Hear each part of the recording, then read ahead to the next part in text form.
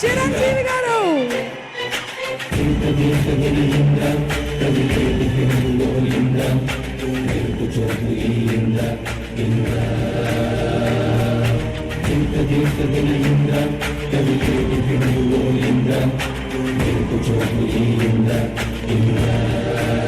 తన grace base మాసతో box office ని షేక్ ఆడించిన శిఖరం ఆపత్ బాంధవుడు, మనందరి వాడు, the right person for the right event. హనుమంతుడు అంటే చిరంజీవి గారికి ఎంత ప్రాణమో తెలుసు.